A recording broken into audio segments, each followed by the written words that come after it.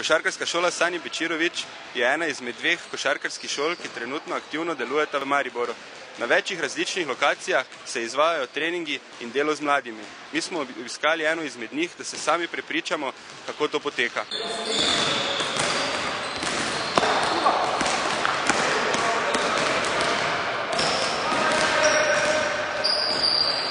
Sašo, povej mi kratka zgodovina te košarkarske šole. Ja, se tudi, če bi to na dolgo ne moremo pisati dejansko, ker šola deluje od 1.8. leta 2007, ker se je stvar začela z eno, bom rekel, res lepo prireditvijo, otvoritvenim eventom v dvorani Tabor.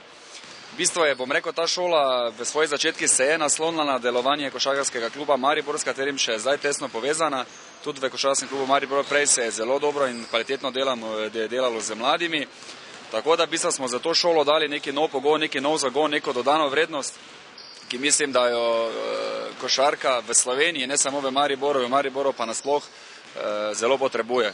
Od 1.8. dalje smo pol aktivno začeli delati na programu, ki smo ga pripravili, da smo pol začeli delati zdaj že z 13 osnovnimi šolami v Mariboru, kjer opravljamo košarkarske krožke in pa z tedenskimi treningi z vsemi starostnimi kategorijami, ki so pač pod okriljem Košarkarske zveze Slovenije.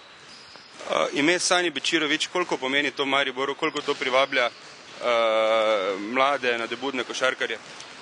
Ja, dobro, ime samo Sani Bečirović je seveda zelo dobro pozicionirano, predvsem pri mladih, ki ga seveda zelo dobro poznajo, ki spremljajo košarko po televiziji. Jaz še vseeno mislim, da je kvaliteten program tisti, ki privabi mlade, da pridajo, pa sigurno to, da je on tukaj, da je njegovo ime zraven, da se tudi on pojavlja, ne samo preko imena, seveda velik motivator, da otroci pridejo in pa upam seveda, da bodo še naprej hodili v velikem številu na naše treninge. Koliko selekcij trenutno trenira pri vas? Ja, trenutno trenira, moram prav pomisliti, 1, 2, 3, 4, 5, 6, 7 ali 8 selekcij, ki so razdeljene v različne starostne kategorije, od mlajših od 10 let, mlajših od 12 let, 2 ekipi mlajših do 14 let, 2 ekipi mlajših do 16 ali kadetov in pa ena mladinska ekipa. Tako da mislim, da je cela klubska vertikala zelo dobro zapolnjena in izpopolnjena in seveda pač, bom rekel, pač taka klubska piramida tudi terja ogromno dela, ogromno truda in na vsezadnje tudi finančnega vložka. V preteklosti je bilo vedno tako, da Maribor je imel dober podmladek. Ko pa je prišlo do članske, od istega preskoka, pa je šlo vse skupaj v temo. Zakaj? Ja, dobro, to so zdaj, bom rekel, stvari za daljšo analizo in razpravo. Dejansko v zadnjih letih je bil pa zelo problem pri nas že samo delo z mladimi. Zdaj nekje z pojavom naše šole, pa z Primorčevo šolo, ki že tu dlje časa gravitira tukaj, lahko rečem, da se je to delo popravilo.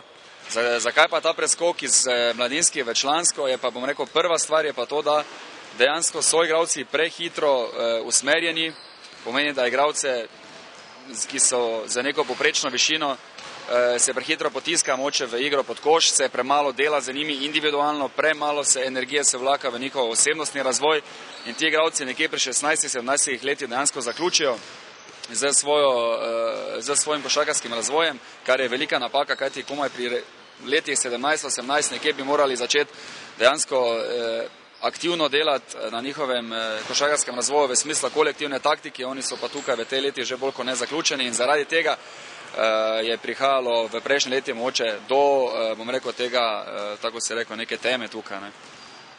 Kakšni so pa cilji, kratkoročni, dolgoročni? Kratkoročni cilji so predvsem spostaviti nek rezultatski nivo, ki bo pokazal, da se tukaj dobro dela v naši košarkarski šoli, ampak kratkoročni cilji v bistvu konec koncev tukaj, bom rekel, se bo zgolj se omejimo na to, da privabimo čim večje število otrok, ki bo delalo v naši klubski košarkarski šoli.